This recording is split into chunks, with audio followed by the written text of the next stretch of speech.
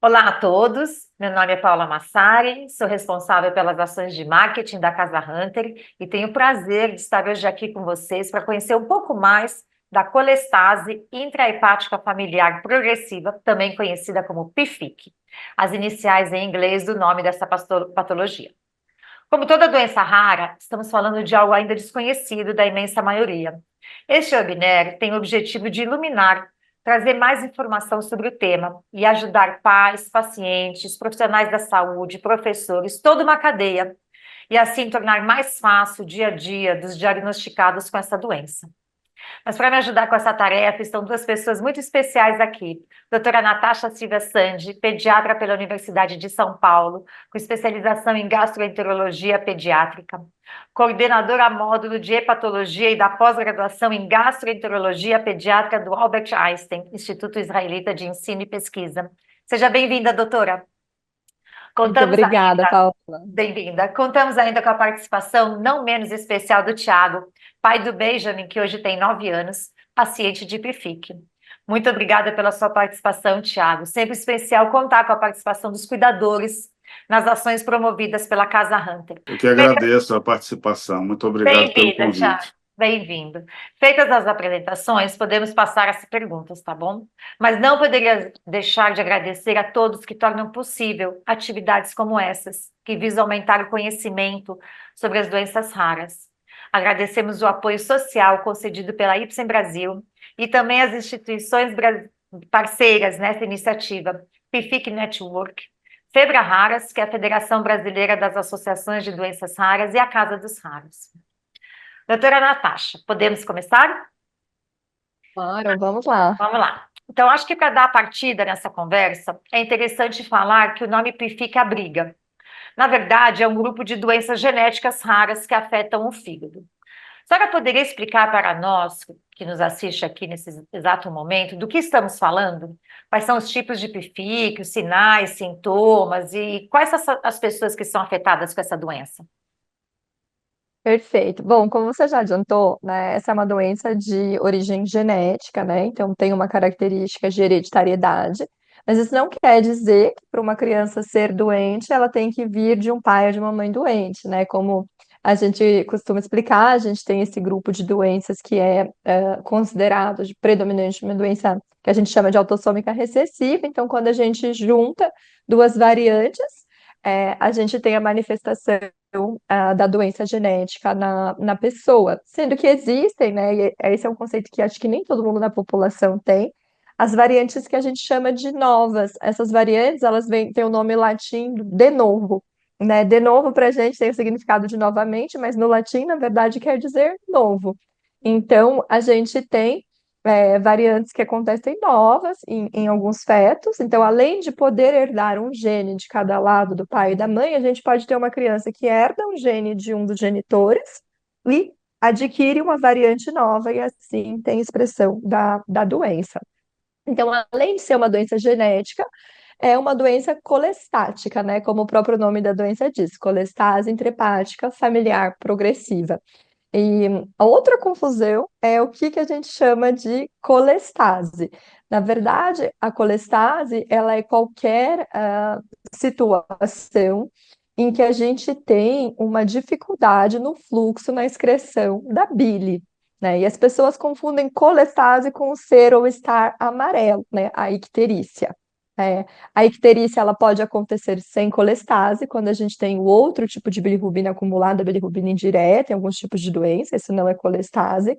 Mas mais do que isso, eu posso ter uma pessoa colestática sem ela estar amarela, sem mesmo o acúmulo da bilirrubina, porque a bile, ela é composta por vários componentes, dentre os quais está a bile. É muito comum que a gente tenha as duas coisas andando de braços dados, a colestase e o amarelo da pele, do olho, né, a icterícia. Mas a gente pode ter o acúmulo de ácidos biliares, que é o grande marcador das PFICs, e aí ter um paciente colestático sem estar amarelo. Então, esse é um outro preconceito, né, que precisa sair quando a gente pensa das PFICs, porque às vezes o pessoal erra de não suspeitar da doença num paciente que tem bastante prurido e que pode ter a bilirrubina ou pouco alterada, ou até mesmo próximo do normal, mas aí com os ácidos biliares bem aumentados. Então, essa bile que não flui corretamente, ela vai causar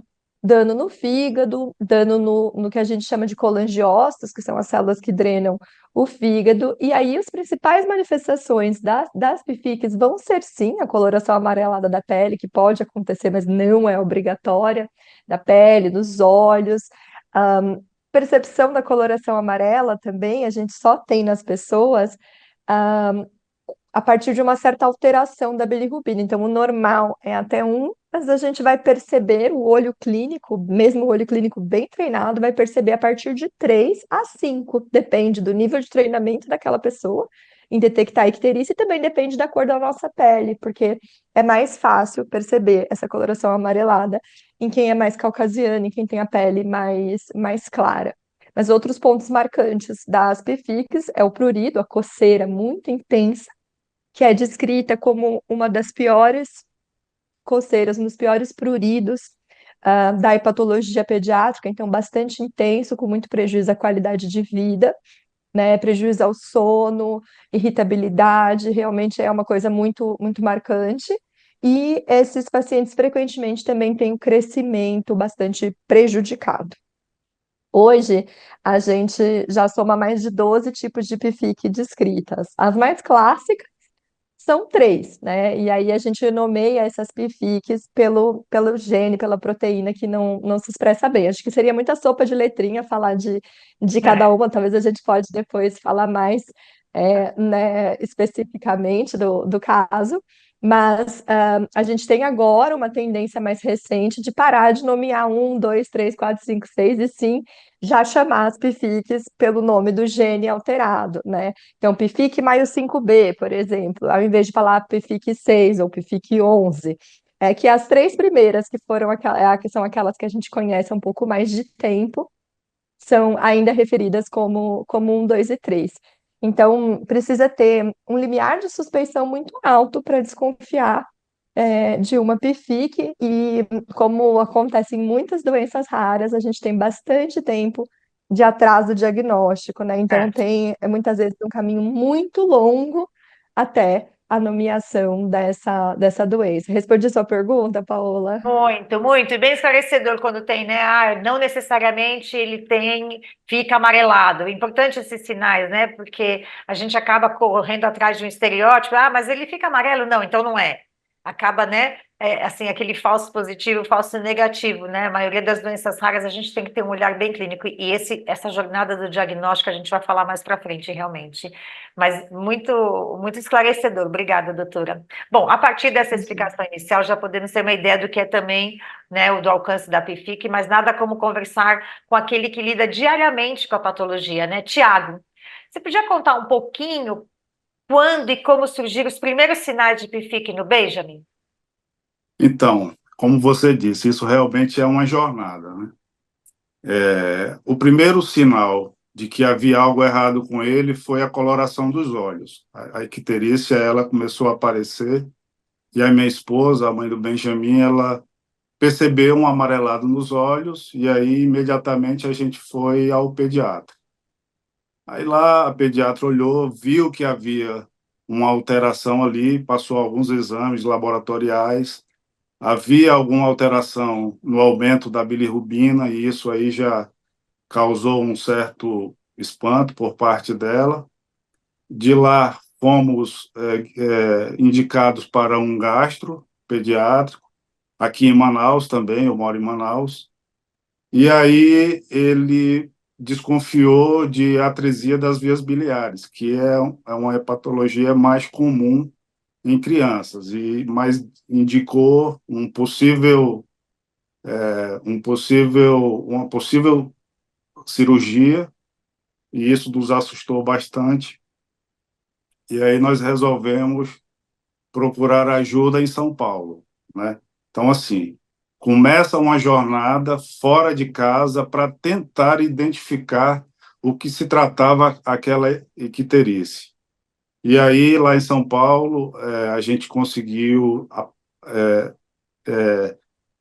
durante uma semana, descartar todas as outras doenças relacionadas ao fígado e faltava, por fim, um mapa genético para poder ter certeza de que se tratava de PFIC. E aí chegamos à conclusão que não foi rápido também, demorou 30 dias, relativamente rápido, porque eu sei que, em muitos casos, as crianças do Brasil inteiro, às vezes, não conseguem chegar a um centro como São Paulo e também não conseguem logo ter esse exame e ter a resposta do que se trata aquela hepatologia. Graças a Deus, a gente encontrou a pessoa certa em São Paulo e daí em diante a gente passou a cuidar, né, por se tratar de um problema progressivo. A gente teve que lidar com a PFIC nos primeiros anos de vida e, por fim, ele chegou ao transplante com 5 anos de idade. Vamos falar sobre isso. É, essa jornada, né? Falou 30 dias, para nós pais, né, Tiago, é uma eternidade, 2 dias ou 3 dias. Tem o diagnóstico, a média de 5 a 6 anos no Brasil, né? A gente sabe disso. Muitos morrem na fila esperando por um diagnóstico, a evolução da doença. A gente sabe que a gente tem grandes desafios aqui a serem enfrentados, né? Mas. Vale lembrar, Paula, assim, eu me sinto até um pouco privilegiado em ter condições de rapidamente poder ir até São Paulo e conseguir esse diagnóstico rápido, né? Claro. Porque uma das coisas que mais traz conforto é você, pelo menos, saber com o que está lidando. Saber o que o nosso filho tem, né? O que ele tem? Hoje eu convivo com outras famílias que têm a PFIC ou têm suspeita de PFIC e sequer conseguem chegar até um centro para poder fazer esse diagnóstico. Então, assim, é uma dificuldade muito grande, por ser raro, nem todos os médicos da área conhecem. Na época, o médico aqui, o gastro, não sabia o que era PFIC, então ele desconfiou de atresia, que é uma coisa absolutamente diferente, né? E, enfim, mas tem muita gente espalhada pelo Brasil que precisa, pelo menos, de um diagnóstico. Por isso que até vou mudar um pouco a pergunta aqui, porque a próxima pergunta a gente já falou, né? Que são essas famosas pistas, né, doutora Natasha? Suspeita de, né, o icterícia, tom amarelado, os olhos, a coceira. Como a gente já falou sobre isso, eu queria pegar o gancho que você fez, Tiago. Como que uma médica tão jovem, né? Tão jovem, entrou no mundo de PFIC, porque a gente sabe, a maioria são genéticas, as doenças raras, a maioria são genéticas, não tem geneticistas no Brasil, acho que são 350, 348, 300, o número, né? Eu preciso só me certificar, mas está em torno disso. Muito aquém do que a gente precisa, a maioria das doenças são genéticas, e aí encontramos uma médica tão jovem, especialista ali, uma referência, e aí eu me pergunto, eu vou mudar essa pergunta que era a próxima, que a gente já falou, para falar, doutora Natasha, como chegou no mundo de PFIC? Nossa, bom, eu acho que tem tudo a ver um pouquinho com a minha jornada de estudo, com a minha formação, né? Porque eu fiz a minha formação na Universidade de São Paulo, onde, inclusive, uma das hepatologistas que foi minha professora é a médica que cuida do Benjamin, né?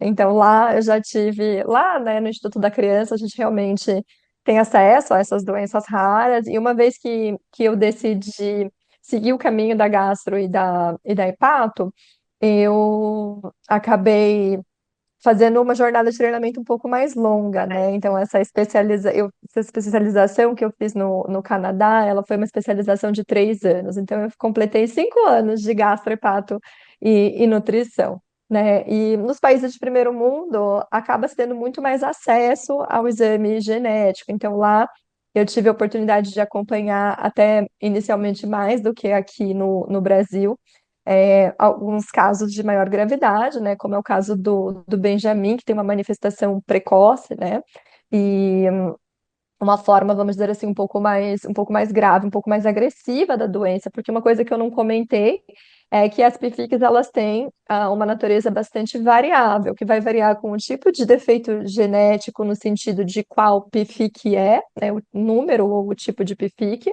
mas também varia com o que essa variante genética ocasiona, se é só uma diminuição da expressão da proteína ou se é uma ausência completa de expressão daquela proteína. Então, você falou do geneticista, o geneticista é muito importante para traduzir para mim o que aquela variante significa, né? Porque existem aí, vamos dizer, classificações diferentes dentro da genética que vão nos permitir ter alguma ideia de prognóstico, mas não vão ser, vamos dizer assim, taxativas. Mas eu acho que foi essa soma entre o Instituto da Criança e a minha especialização, o fellow clínico que eu fiz fora, que me colocou em contato com essas doenças genéticas. E eu, particularmente, sou uma entusiasta da doença rara, né? Então, Então, trabalho com as era PFICs, isso que eu ia falar. trabalho com a SMD, é uma área que me fascina muito, sempre com a sensação de que esses pacientes, principalmente quando a gente vai falando de doenças cada vez mais raras, eles são muito órfãos, né? É uma jornada muito dura É. e a gente precisa de gente interessada para Precisa de médicos, tocar além de isso. ter oportunidade de ter até professores que estudam, então, mas que se interessam, né? Por isso que eu fiquei até curiosa, falei assim, nossa, uma pessoa tão jovem, no mundo de raros, e aí falou de ASMD, é importante a gente ter essa visibilidade. Até vou fazer um gancho aqui, que a gente tem no Globoplay a temporada do Viver é Raro, e são abertos para não assinantes. A gente já está na segunda temporada. Na primeira temporada tem a SMD, que é muito interessante, a jornada do paciente, né? Então, quem está nos assistindo agora, vai lá no Globoplay, é aberto para não assinantes, põe Viver é Raro. Você tem 14 patologias, né? 7 na primeira temporada, 7 na segunda, e a SMD está na primeira temporada, porque a gente precisa realmente, além de médicos que se interessam por doenças raras, divulgar mais, né? E aí, Tiago, eu queria pegar um gancho aqui para você, que aí é o desafio que a gente tem dentro de casa, né?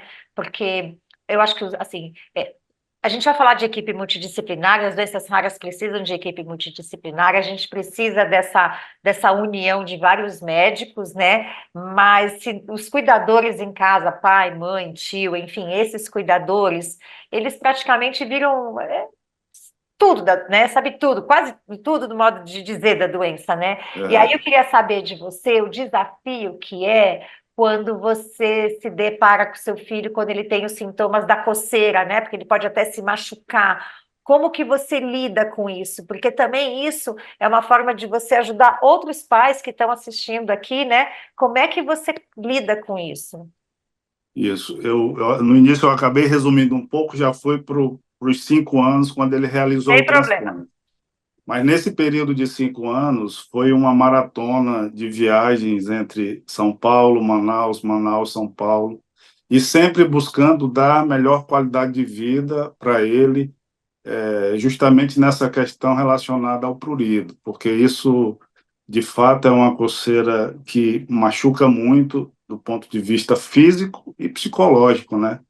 É uma coisa que maltrata não só o paciente, mas toda a família se envolve, porque há noites que a criança não consegue dormir, e, consequentemente, você que é pai, mãe, irmãos, acabam ali tendo que ser solidários àquele sofrimento. É algo que eu não desejo para ninguém. Mas é uma coceira Mas intensa no corpo, coceira descreve um pouco, intensa no intensa. corpo, nas extremidades. E também tem a questão da icterícia. Imagine uma criança de 5 anos que já começa a ter noção de como são as outras crianças fisicamente e vê que as outras pessoas olham para ele um pouco assim, diferente, por ele estar amarelinho. Então, eu percebi muito no Benjamin isso, já na fase dele um pouco maior, que a gente entrava no elevador e ele ficava todo encolhidinho, de cabeça baixa, e aí eu comecei a perceber que ele tinha vergonha daquele aspecto amarelado que ele tinha na época antes do transplante. Então, a gente tem que lidar também com essa questão psicológica, né? Explicar para ele, dizer que isso é algo passageiro, mas é muito difícil lidar. E, graças a Deus, a gente conseguiu superar. É importante essa parte da divulgação, até ia falar para vocês, né, doutora Tiago e todos que estão nos assistindo aqui, a PFIC Network é uma iniciativa de pais de pacientes americanos com presença mundial. Tem alguns Isso. vídeos inteiramente dedicados a ajudar os cuidadores a lidar com o desafio da coceira. Eu acho que vale muito conferir. A gente precisa divulgar o quanto antes para dar esse suporte também. Claro, cada um é cada um, a gente aprende isso, né, Tiago? Cada PFIC, cada fibrose cística, cada um é cada um, cada organismo não se manifesta da mesma maneira e a gente quer colocar todo mundo junto e achar o meu faz isso e o teu também, como é que não é, e a gente deixa a vida dos médicos uma loucura, né? Olha, acabei de falar com o pai que tem isso, mas aí os médicos vão nos entendendo, vão nos acalmando, mas a gente sabe que conhecimento é importante, então a gente precisa divulgar essas iniciativas, né? E Sim, aí, doutora sim. Natasha, queria voltar só um pouquinho aqui no aspecto importante da PFIC, né, cujo nome traz exatamente a colestase, isso é uma condição em que a gente já falou do fígado, apresenta problema de fluxo de bile, né? A gente já conversou aqui sobre as consequências e impacto que isso tem no corpo, como a coceira intensa, alteração na urina, né? Se a gente falou Uhum. das fezes, bom, a cirrose, né? Mas hoje, quais são os tratamentos possíveis para os tipos existentes de PFIC? Perfeito, essa pergunta é excelente. É, E né, eu vou só fazer um comentário sobre o que o Thiago falou. Eu não sei claro. qual que é, se o bem tem uma importante restrição do crescimento, mas as crianças também reclamam muito da restrição ao crescimento, né? Isso Sim, atinge sim. muito o ego da criança, do Autoestima, adolescente, né? e isso não é uma bobeira, né, gente? Não dá para ser tratado como secundário de forma alguma. Mas então, Paola, né, em relação a tratamento, a gente está vivendo uma nova era do tratamento das PFICs, da mesma forma como a gente está vivendo uma nova era do tratamento da SMD, e como não há muito tempo a gente viveu uma nova era do tratamento da fibrose cística, né? Então é muito emocionante ver a progressão que tem acontecido em relação ao tratamento dessas doenças. Porque até pouco tempo atrás, a única forma de tratar uma PFIC que a gente tinha, além de ofertar o transplante hepático quando o paciente tem doença hepática avançada ou terminal, era um tratamento de suporte. Então, acho que foi isso que o Benjamin viveu. Né? A gente estava enxugando o gelo, né? Era isso que nos restava fazer, porque a gente não tinha nenhuma forma de tratamento que fosse direcionada a um mecanismo central da doença. Então, o que a gente pode e deve fazer? Como você colocou, muito bem colocado, numa equipe multi, porque aí eu preciso da nutricionista, preciso muitas vezes da psicóloga, às vezes vou precisar até mesmo de alguém para me ajudar, o neurologista, com questão de medicamento para sono, porque o tanto que esse prurido atrapalha no sono e na qualidade de vida do paciente pode ter um impacto bastante significativo. Mas, em linhas gerais, o que a gente podia fazer nessas medidas de suporte? Fazer um manejo medicamentoso da coceira, do prurido, e aí talvez o Ben viveu isso. Não tem não tinha uma droga que fosse amplamente efetiva. Então a gente ia somando, virava uma polifarmácia. A criança toma esse medicamento e toma aquele outro medicamento, mas ó, esse medicamento tem que ser 2 horas antes da refeição e o próximo também não pode ser perto desse. Então vira uma loucura, uma tabela, né, de É. medicamento, porque nenhum desses é muito efetivo. Então a gente ia somando, vamos dizer assim, diferentes vias de atacar um problema. A gente deve fazer o suporte nutricional, né? E nisso acho que às vezes a gente peca um pouquinho aqui no Brasil. Eu vivi uma realidade de fora que eu brinco que lá é suporte nutricional agressivo, entendeu? Assim, a criança não come bem, ganha sonda, ficou com a sonda, não dá conta, daqui a pouco tá de gastrostomia.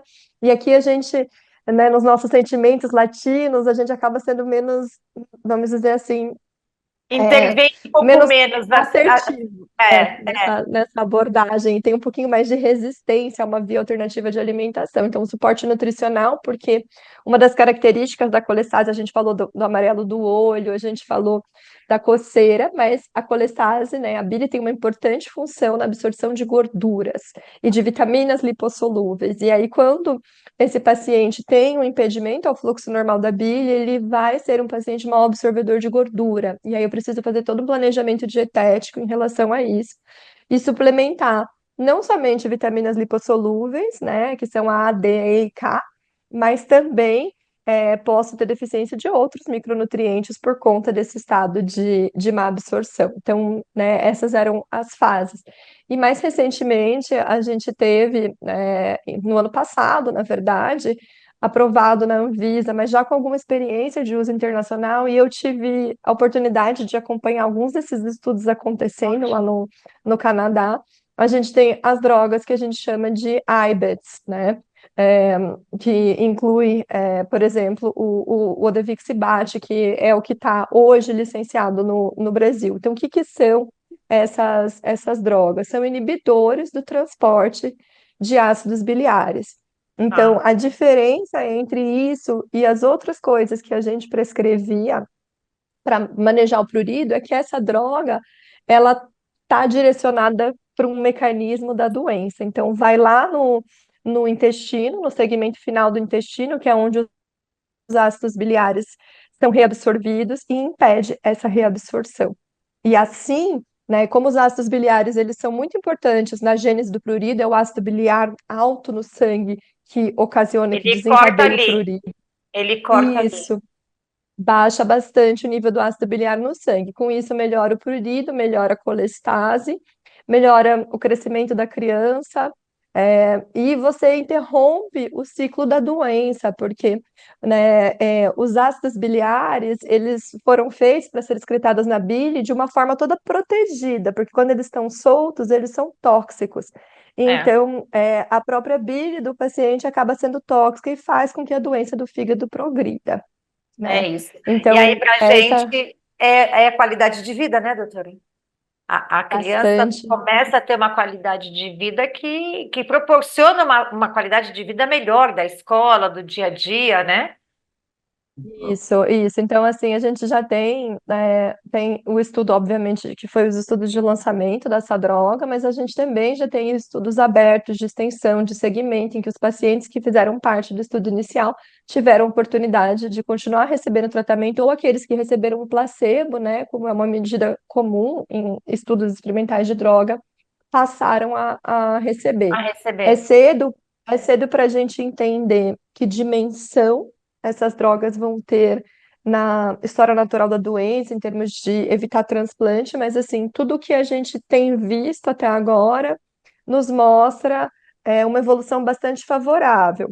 Não é para todos, né? Eu falei para você um pouquinho sobre o tipo de variante, como isso pode interferir na gravidade da doença. Então, uma coisa importante a respeito dessas drogas, que para elas funcionarem, eu preciso ter esse ciclo de reabsorção funcionante. Então, por exemplo, se eu tiver uma doença, né, uma PFIC2, né, como no caso do Benjamin, que eu não tenho nenhuma expressão da proteína que joga o ácido biliar, não adianta eu tentar impedir a reabsorção Potencializar, de algo que não está atingindo o meu que intestino. Então, ela não é efetiva para todos os pacientes, mas ela é efetiva para uma boa parte dos pacientes e a gente está construindo aí o nosso entendimento, mas os resultados parciais são que melhora de forma indiscutível o prurido, melhora a qualidade de vida desses pacientes, melhora o sono, melhora o crescimento e os pacientes que têm sido seguidos, nenhum deles foi a transplante, mas ainda é uma coorte relativamente pequena, né? Vamos dizer assim. Ai, entendi. E É. é isso, em relação às drogas. Um ponto muito importante que eu vi o Thiago concordando é a deficiência de vitaminas. O bem teve, Thiago? O Ben teve deficiência de vitamina, então nesse período pré-transplante, a gente tentou todas as alternativas para dar qualidade de vida para ele. E aí, através de a própria doutora Gilda indicou um médico brasileiro também que atua, ele é uma referência lá, é o doutor Jorge Bezerra, acho que tu deve conhecer. Jorge Bezerra, É. isso. Então, nós fomos ao doutor Jorge Bezerra, lá em Cincinnati, e aí ele passou uma infinidade de vitaminas, né, autossolúveis, que não precisam do fígado para ser absorvido. Então, a gente conseguiu um pouco controlar o crescimento do Benjamin nesse ponto. Com relação ao prurido, a gente conseguiu controlar com a rifampicina. Porque o que é que Legal. acontece? Aqui no Amazonas, aqui em Manaus, tem um centro de medicina tropical. que trata Uhum. de pacientes com tuberculose. Tem nada a ver com a PFIC, mas a Sim, sim. rifampicina para tuberculose, ela serviu muito bem para controlar a coceira no Benjamin. E assim, quando a gente dava o remédio que era dissolvido na água, ele não tinha tanta efetividade. Mas esse que eu consegui lá no Hospital Tropical, que já era dissolvido no laboratório, ele praticamente resolveu o problema de prurido do Benjamin. Olha, bem Né? interessante. Maravilha. É muito, E, muito legal que você falou disso, viu, Thiago? É, realmente, aqui no Brasil, a gente não tem a apresentação de vitaminas que foi desenvolvida especificamente para colestase. Porque essa, na verdade, a gente tem uma forma, uma marca de vitaminas que é disponível no exterior, que foi desenvolvida por hepatologistas para doenças colestáticas. E aí, essa vitamina, infelizmente, a gente não tem acesso aqui, né? Ela funciona de uma forma um pouco parecida com as vitaminas que a gente tem para os pacientes com fibrose cística, eu ia que é falar disso. uma... Ele é, suplementa é a D e K. A D e K, ele Exatamente. suplementa. A Dex. isso, eles vão suplementar a D e K. Então, Suplementa. é parecida nesse sentido que é uma apresentação solúvel em água das vitaminas que são lipossolúveis, então isso facilita a absorção. Mas por que que então eu não posso pegar a vitamina do É, fibrocístico e eu dar ia para o perguntar. Ele colestático? falou assim, mas por que Porque esse... as doses são muito diferentes, entendeu? Então a combinação que a gente tem nessa apresentação para fibrose cística é diferente da combinação de dose que eu precisaria para o meu paciente colestático. É, E a aí, gente sabe. nesse período também, doutora Natasha, havia um programa lá para desenvolver uma droga também. Eu acho que era o Maralaxibart, que é de outro O laboratório. Marelix-Bate, isso. E aí eu fiz de tudo para o Benjamin entrar nesse programa. E quando eu consegui, veio a pandemia. E aí foi tudo por água abaixo. Aí ele agravou e teve que ir para o transplante. Mas aí, enfim, É o que a gente depois fala. eu fiquei sabendo que para a PFIC2 a efetividade dele não seria tão é, eficiente. A verdade é que, sinceramente, não tem como prever. É Não o que eu tem falei, como depende um prever. pouquinho do tipo de variante. O fato de que o bem respondia um pouco à rifampicina, talvez alguma curiosidade que o pessoal possa ter, é por que que a gente dá uma droga antituberculose para uma criança com doença colestática, né? Então, para esclarecer isso, a rifampicina, ela é sim um antibiótico, né, que é muito usado no tratamento da tuberculose, mas ela tem uma ação, né, sobre complexos dentro do fígado que ela é um potente indutor. Então, ela vai, de certa forma, diminuir a síntese e aumentar a detoxificação dos ácidos biliares, e assim ela também consegue aumentar vias de secreção e transporte alternativo. Então, o fato do bem responder um pouquinho à rifampicina diz para mim que alguma expressão de BICEP ele tinha. Ele não era um paciente Sim, sem nenhuma expressão da proteína, porque a hora que eu pus algo para empurrar, vamos dizer assim, essa BICEP, sim, esse algo sim. empurrou. Então, quer dizer, tinha que Ele, empurrar. Respondeu. ele, ele respondeu. É, Ele respondeu. E tem um detalhe aí, enquanto ele tomava a rifampicina, ele nunca teve um resfriado. Impressionante como isso, de certa forma, protegeu o organismo dele. Eu não sei a explicação, a senhora deve ter, mas eu não sei. Ele simplesmente não adoecia de nada, além da PFIC que já estava ali. Que que já já estava estava ali por presente. bom, é. É que a gente fala, né? Um dos trabalhos grandes que a gente tenta aqui na Casa Hunter e com a Febraharas é trazer as pesquisas clínicas para o Brasil, né? O quanto nosso país é um celeiro, nós temos uma infinidade com a nossa miscigenação, né? E assim, o quanto a gente poderia e a gente consegue, temos profissionais gabaritados para receber as pesquisas clínicas aqui no Brasil. Então, esse é um trabalho muito importante para que os brasileiros possam ter acesso ao como teve lá no Canadá, né, que foi estudar lá, o acesso que tinha lá, a gente consegue aqui. Isso é um trabalho incansável né? Não só da gente, mas da Fibraharas, Casa dos Raros, para trazer pesquisa para o Brasil. É muito importante, né? E aí eu É queria muito fazer. importante, a gente tem os pacientes, a gente A tem gente tem excelentes paciente, a lideranças, a gente gente tem médicos, a gente é capacitado, a gente tem aonde fazer a pesquisa clínica, a Casa dos Raros. Eu convido vocês a conhecerem a Casa dos Raros de Porto Alegre, entendeu? Que já está pronto, atende 100% SUS, o paciente chega lá, não gasta nada, nada. E assim, e você sai com um diagnóstico de em 41 dias a gente conseguiu o diagnóstico, a gente está pronto para as pesquisas clínicas. Então, assim, a gente tem isso, a gente precisa trabalhar bastante políticas públicas para fazer do Brasil uma referência, e eu tenho certeza que a gente consegue ser. E aí, queria comentar assim, que é muito comum entre as doenças raras, até porque a maioria não tem tratamento médico, enfim, né, a gente sabe disso, só 5% tem tratamento medicamentoso, o resto não tem, a gente trata os sintomas da doença, né, e a gente precisa da abordagem multidisciplinar aqui que eu queria chegar, né, que envolve o médico e não médico. Doutora Natasha, quais são os profissionais de saúde que podem ajudar na manutenção da qualidade de vida dos pacientes com PFIC? Que equipe multidisciplinar é Hum. essa? Eu sei que você já comentou, mas vamos falar um pouquinho mais sobre isso. Olha, eu diria para você que não dá para sobreviver sem, né? Você, olha, quem que a gente não precisa do geneticista, né? Outro colega médico para trocar ideia, né? Entender realmente o que, principalmente no momento do diagnóstico, talvez menos depois, quando a gente fala de segmento, né? Porque uma das coisas que a gente não tocou, acho que o Thiago pincelou, é que a gente precisa do exame genético para fazer o diagnóstico de PFIC. Os ácidos biliares elevados nos dão a dica, mas eles também não estão disponíveis no Sistema Único de Saúde. A gente consegue fazer, né, no convênio. A experiência que eu tenho de consultório é que tem convênio que cobre e tem convênio que não cobre. E às vezes os Exatamente. pais que acabam arcando com essa despesa. Mas a gente precisa do exame molecular. Então, no momento do diagnóstico, sem dúvida, eu preciso do geneticista. No segmento desse paciente, a nutricionista, como eu falei, por toda a questão do suporte nutricional, né, vai ser alguém que também é fundamental da equipe. Precisa ter uma relação próxima com o pediatra ou médico de família que faz o atendimento global dessa criança, porque muitas vezes vai ter toda essa questão de polifarmácia, etc., né, principalmente quando a gente está tentando manejar a coceira, o prurido desse paciente.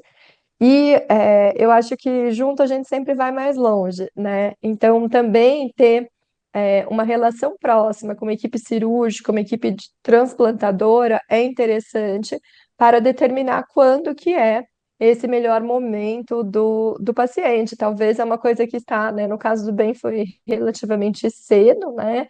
A PFIC2 tem um pouquinho dessa natureza mais agressiva, entre aspas, né? E apesar que pode também ter um comportamento bastante variável, mas essa relação próxima com uma equipe que transplanta, ela é interessante. Aí vai incluir tanto enfermagem quanto médicos, mas acho que a princípio esses profissionais. Aí, lógico, sempre tem quem pode somar muito. Qualidade de vida foi uma coisa que o Tiago citou, né? Eu não tenho treinamento para dar recursos para o Tiago para lidar com essas questões, né, comportamentais, que ele colocou, né, essas angústias que a criança vai ter. Na verdade, Natasha, eu costumo indicar psicólogo para todo paciente que eu diagnostico com uma doença crônica. Mesmo que Sim, essa doença seja bem fundamental. benigna, mesmo que assim, não, mas é uma, sei lá, uma retocolite ulcerativa que só vai tomar mesalazina. Não importa, esse adolescente, essa criança tem uma doença crônica e até hoje sem cura. E ele vai ter momentos de se sentir diferente, de sentir culpa, de sentir vergonha, de sentir que será que ele está sendo castigado. E são coisas que a gente não tem facilidade, não tem nem facilidade nem treinamento para acessar isso. Então, eu acho que é um profissional de psicologia para abordar, né? Quando a criança é pequena, esse profissional trabalha com os pais, dando ferramenta para os pais para responderem no momento que a criança tem essa expressão, até porque a criança pequena ela não vai se abrir para o psicólogo infantil. Mas quando a gente está falando de uma criança maior, já com capacidade de abstração, que se envolve mais em um adolescente, aí essa relação ela é direta da criança, do adolescente com o psicólogo infantil. É bem importante, né? Porque aqui em São Paulo a gente tem o programa Day Hunter. São Paulo, Goiânia, Salvador e Rio de Janeiro. E são equipes multidisciplinares que atendem uma vez por semana, né, Thiago? E eles passam por todos esses especialistas. E aí a gente percebe, esse programa Day Hunter vai fazer 10 anos, tá? A gente percebe que os pais chegam mais doentes do que o próprio doente, que o próprio paciente. Preciso Porque ter a muita. gente sabe disso, que é a gente olhar para o nosso filho, não saber, primeiro aquela peregrinação de não saber o que tem, já é desgastante, o que ele tem, o que ele não tem, o que ele não tem, anos depois. Aí depois descobre o que tem, descobre que você não tem um tratamento tão eficaz, mas tem paliativos ou tem não sei o quê. Então, assim, é uma jornada muito árdua, muito dura. A gente tem uma pesquisa também que a maioria dos pais acabam abandonando a família. Então, essa mãe tem que se tornar provedora, cuidadora, mexe muito com a família. Mexe com toda a família. Mexe com toda a família. Mesmo a família estruturada, mexe com toda ela. Então, doutora Natasha tem razão, a gente indica mesmo, porque né, o psicólogo para os pais, não digo que tem que fazer terapia o tempo todo, não é isso, mas você precisa desse acolhimento. O acolhimento, ele é extremamente necessário, né, Tiago? Quando chegou na fase do transplante, toda a minha família teve que se mudar para São Paulo. E foi justamente naquele período ali de pandemia. Então, as crianças não estavam indo para aula, né? Estava tendo aula remota, então isso aí facilitou por esse lado. Aí o Benjamin fez o transplante, houve intercorrências, ele precisou passar por mais 3 cirurgias. Então, assim, foi um transtorno psicológico para todo mundo, principalmente para ele, lógico, que estava ali, né, acamado, tendo que passar por tudo aquilo. E nós ficamos em São Paulo durante 4 meses. Imagina, uma família inteira tendo que ficar 4 meses fora de casa. Graças a Deus eu tive suporte que me sustentasse nesse período lá. Mas eu acredito que 99% das outras famílias não tem isso. Então, além de você lidar com o trauma da doença, você ainda tem que lidar com as questões práticas de hospedagem, de alimentação, enfim. Precisa mesmo de um suporte na questão psicológica para poder manter a família íntegra, porque não é fácil. E aí, passando toda essa fase, né? Isso foi no final de 2020 para 21. No final de 2021, um ano pós-transplante, quando eu achava que a nossa vida estava resolvida, eis que me aparece novamente todos os sintomas, icterícia, o prurido também começou a voltar muito forte, e eu não queria acreditar naquele pesadelo. Inclusive, até agradeço aqui a doutora Natasha, que antes mesmo de eu consultar a médica do Benjamin, a doutora Gilda, eu fui pesquisar se havia alguma possibilidade de recorrência da PFIC.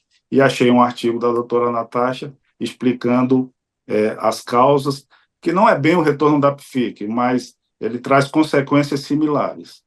Né, por uma questão, acredito que autoimune, doutor, eu acho que seria até bom a senhora explicar um pouco melhor sobre isso para esclarecer mais qual é a minha preocupação. São pais e mães que, como eu, tiveram o sucesso do transplante e relaxaram, porque a gente, de fato, depois de uma batalha de 5, 6 anos, você acaba baixando a guarda. E nesse baixar a guarda, os sintomas voltaram e foi muito rápido a evolução. Quer falar um pouco, doutora? Como é que é transplante novamente, né? E acho que pode até juntar, Sim. que a gente podia até juntar um pouco, infelizmente a gente está terminando, mas podia juntar também sobre aconselhamento genético. Então, acho que podia falar um pouco do retransplante de aconselhamento genético, né, Thiago? Não é Perfeito, árdua essa Clara. batalha, é árdua. Vamos lá. Então, né, como o Thiago falou, o que pode acontecer, né, especificamente na PFIC2, né, que é a que a gente chama de BICEP, né, que é a proteína que não funciona bem, é essa exportadora dos sais biliares, existe uma falsa recorrência, uma recorrência entre aspas, né? Sim, Por quê? sim, Porque sim. quando a gente transplanta o fígado, a gente está transplantando o fígado novo com os hepatócitos já com os transportadores. O fígado novo tem BICEP, né? Então não é uma recorrência verdadeira no sentido de que a doença volta em si, porque a expressão já está acontecendo lá nesse órgão novo. Sim, sim. Mas o corpo, né, que não tinha expressão dessa proteína, ou tinha essa proteína expressa em quantidades muito baixas no fígado, reconhece e produz anticorpos Hum. contra a proteína. Então, é um anticorpo anti-BICEP, que daí também tem uma dificuldade de acesso a esse exame, que é restrita a centros de pesquisa, tem que ir para fora o exame para confirmar isso, e entra numa outra dificuldade que a gente tem, de que depois que uma criança recebe um transplante, na verdade, muitas complicações do transplante podem se manifestar com colestase, uma rejeição aguda, uma rejeição crônica, ou mesmo uma infecção da via biliar, né, uma colangite. Então, pode ser difícil chegar, né? Imagino deve ter tirado quase um transtorno de estresse pós-traumático, né, Tiago? De repente, ver que a história parecia estar se repetindo, né? Mas aí o tratamento é diferente no sentido de que, como é uma resposta mediada por anticorpo, eu vou tratar com medidas de imunossupressão e, em casos mais extremos, vamos dizer assim, limpando os sangues de anticorpos. Mas nem Eu acho sempre que a isso vai ser plasmaférese, é esse o suficiente. nome Isso, a técnico, doutor? plasmaférese. Ele É chegou a esse o nome fazer técnico. plasmaférese para limpar os anticorpos, mas já era tarde demais. Mas ele fez o É, segundo porque transplante, depende do estrago que esses anticorpos fizeram, né? E É, aí a criança pode é. precisar retransplantar.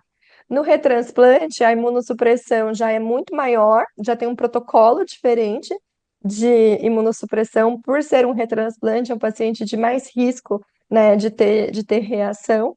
E aí, indiretamente, você acaba protegendo um pouco esse paciente contra a recorrência, porque eu estou imunossuprimindo muito mais esse paciente. Coloca ele em outros riscos, mas diminui o risco dessa recorrência, É né? isso mesmo. Em relação ao aconselhamento genético, né, Paulo, acabei queimando a largada um pouquinho com essa pergunta lá no começo, né, explicando que são doenças que a gente chama de autossômicas recessivas, então precisam de duas variantes para se manifestar.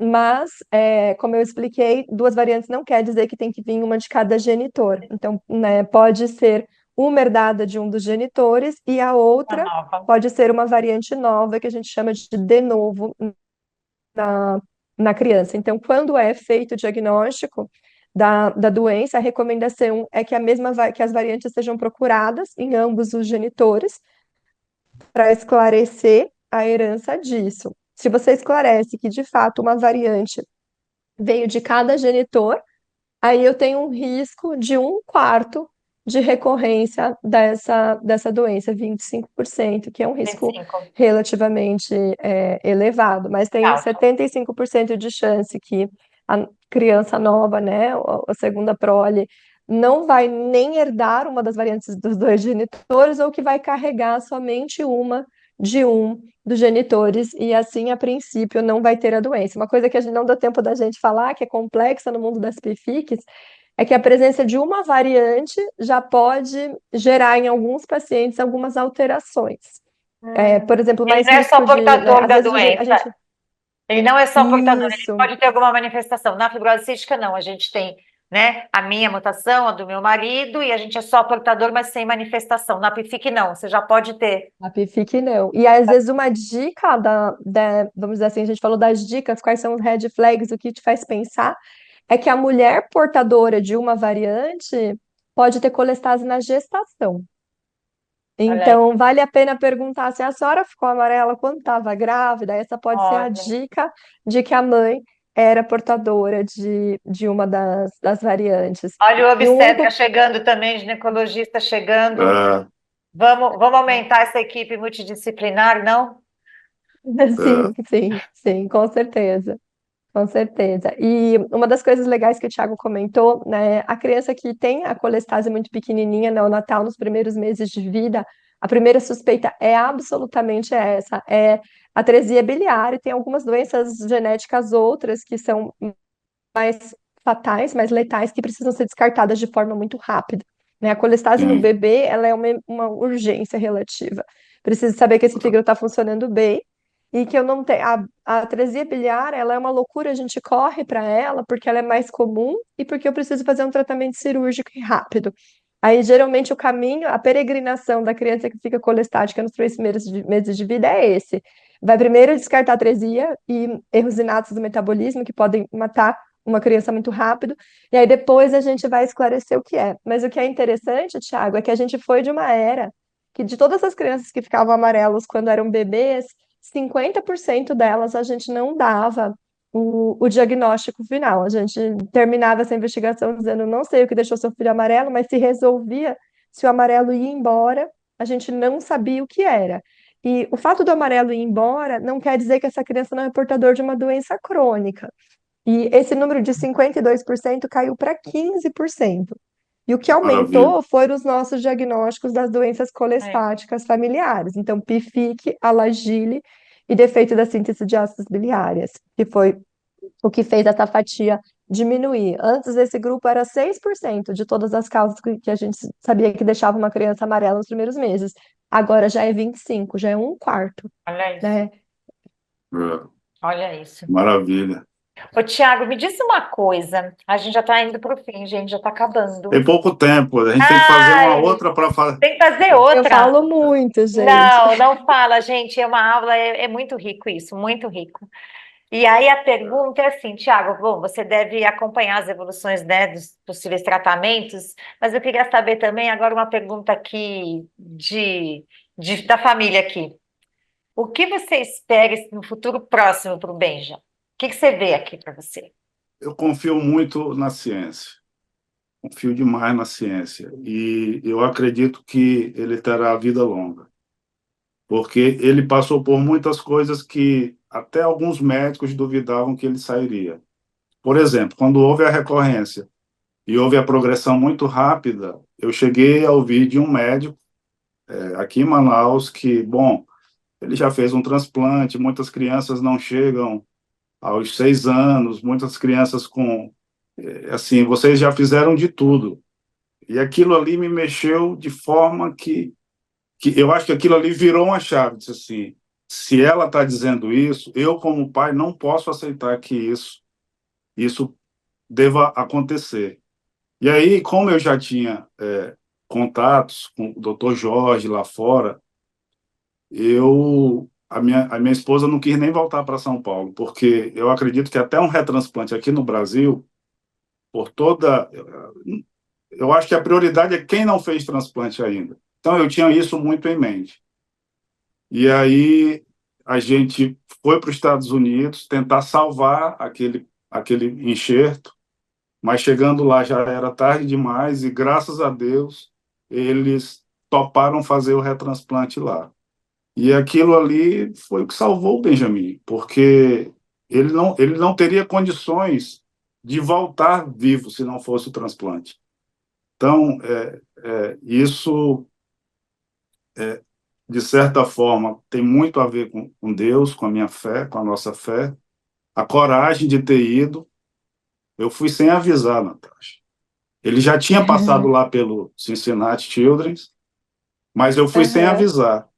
E eu fui sem dizer que ele estava naquela condição, porque se eu tivesse informado que ele estava com aquela gravidade, eles não teriam deixado eu ir. E Teriam aí, chegando recebido. lá, o doutor Alex, que eu acho que você deve conhecer também, quem é o doutor Alex Bietk, junto com o doutor Assai, que coordena o centro de pesquisa lá do hospital, eles fizeram.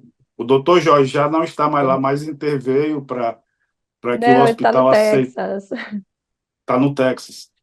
Ele acompanhou todo o processo e aí eles toparam fazer o transplante lá e, e a recuperação foi fantástica. E hoje ele vive absolutamente uma vida normal. Então, eu acredito, pelo que eu acompanho de estudos, estou muito feliz em estar conhecendo a doutora Natasha aqui, reencontrando Uhum. ela nessas É? condições, saber que ela está à frente também de muitos estudos, eu acredito que futuramente a gente vai ter uma cura definitiva para a PFIC que não seja um transplante hepático. É. Doutora Natasha, para Maravilha. encerrar também, quais são as suas últimas palavras aqui nessa live que foi muito rica para a gente, muito. O que que você pode deixar para a gente aqui, por favor? Bom, acho que para os pais de crianças que ainda não têm uma resposta do que é a doença deles, acho que realmente eu incentivo essa busca ativa. E a gente vê nas doenças raras que, na grande maioria dos casos, a resposta chega por uma persistência, movida por uma força que vem, né, de um pai, de uma mãe, de um cuidador que está muito envolvido, que é bem informado. E isso, lógico que, né, a gente fala de um país que é muito desigual. E, obviamente, ter condições financeiras ou ter acesso a determinadas coisas facilita, mas a gente também vê, né, algumas pessoas em condições muito adversas, que são essas forças que empurram, né? Você citou, Paola, a Casa dos Raros, que faz o acompanhamento de crianças pelo SUS. Eu atendo telemedicina, né? Inclusive, amanhã vou atender um caso de Manaus, viu, Thiago? E eu assim, já devolvi dinheiro de família que eu percebi que não tinha condição de ter pago a minha consulta, e Olha aí, encaminhei para o Instituto olha da aí. Criança. Eu sei que a doutora Gilda faz a mesma coisa, né? Enfim, a gente tem muita gente bem intencionada e querendo ajudar esses pacientes a chegar onde eles têm que chegar, né? E você fala, Thiago, é emocionante ver você falando dessa questão da esperança. Eu diria isso talvez um pouquinho para os colegas, né? Para a gente não tirar a esperança dos pais. É claro Não, que em algum É, momento a gente pode precisar ter uma conversa sim, mais sim, difícil, ou a gente precisa falar sobre risco de vida iminente, né? Mas sim. assim, Não foi por do mesmo jeito que maldade. eu falei para vocês que Ela falou com o pé no é chão, assim. lógico. Mas aquilo me tomou de uma coragem que. E talvez aquela conversa, se não tivesse sido daquela forma, eu não tivesse cometido a loucura que deu certo de O ter ido até estalo, o né? fim. E isso às vezes é uma limitação de conhecimento, né? E hoje mesmo a gente estava numa discussão num grupo de médicos, eu falei, gente, eu não tenho vergonha de falar para um pai, para uma mãe que eu não sei uma resposta. Eu falo, não sei, eu vou é tão procurar, você importante procura isso. também. É tão importante Se isso você vindo de achar, um Muito me médico. conta. importante. É muito É, importante. é, Porque a gente, é, claro que a gente deposita tudo nesse médico que está nos acolhendo, mas é importante esse médico falar assim, gente, eu não sei, mas olha, vamos junto. Esse verdadeiro acolhimento. E o que nos move é esse não, né? É sempre falar assim, não, não, não tem não. Não tem não. É, A gente vai, quer dizer, claro, a gente tem que chegar no momento e ser bem realista, né? Mas, enfim, é muito importante. sim, sim. É E muito importante. retransplante, Thiago, é uma coisa que, lógico que não é banal, de forma alguma, não estou banalizando um retransplante, mas é algo que está indicado também sem muita sombra de dúvida, que é uma realidade que talvez as pessoas não sabem. O primeiro retransplante, aí eu diria para você que a maioria dos centros de ponta de transplante no mundo, isso também inclui centros aqui no nosso país, que têm sim, excelentes desfechos, faz sem, vamos dizer assim, sem hesitar se ele estiver bem indicado. O, o segundo certo. retransplante é uma questão mais delicada, vai depender um pouco da natureza, do que causou, são muitas perguntas que estão envolvidas, né? Mas eu também digo para os pais das minhas crianças com doença crônica, eu indico a psicóloga, e quando não tem cura ou tratamento, eu falo assim: hoje não tem cura e tratamento. Isso pode mudar. Ou hoje não tem cura, mas tem um Sim, tratamento, um sim, remédio para tomar. Eu não sim, sei o que vai sim, acontecer amanhã. Eu sim, não, eu não, vamos dizer assim, 5 anos atrás, eu não vislumbrava uma droga para SMD, por exemplo. E hoje a gente sim. tem. Então, esse é um conhecimento, uma coisa que muda muito rápido, de uma Muito. forma muito Eu dinâmica. posso até testemunhar isso. Eu achei que para o meu filho não teria também. Fibrose cística. Não, e assim, na fibrose cística são 2.000 mutações. Eu sei que o tema não é fibrose cística, né? Mas a gente entrou no tema do vamos acreditar. São 2.000 mutações descritas na literatura. Aí vem o primeiro modulador, não é para o meu filho. Tá bom. Aí É, veio o segundo, também não é para o meu filho. Aí veio o terceiro. que também Aí não é é. para o meu filho. Aí Ah, você não. fala, bom, gente, qual a chance, né, de você ter um quarto modulador dentro de uma fibrose cística, de uma doença rara? Nenhuma. Então, assim, as minhas esperanças, realmente, quando eu comecei a live, dizendo assim, as minhas esperanças já eram zero. Zero, porque eu falei, gente, qual a chance de ter um quarto, né? E qual foi a É. chance? Ele veio. A chance veio.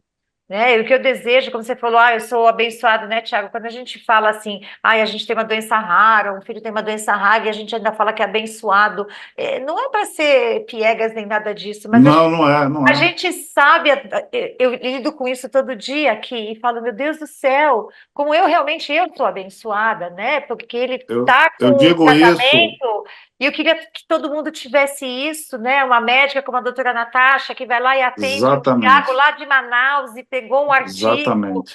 Então, assim, gente, pesquisa clínica, divulgação, diagnóstico precoce, a jornada do paciente, a esperança, o É, acolhimento, que mais, né?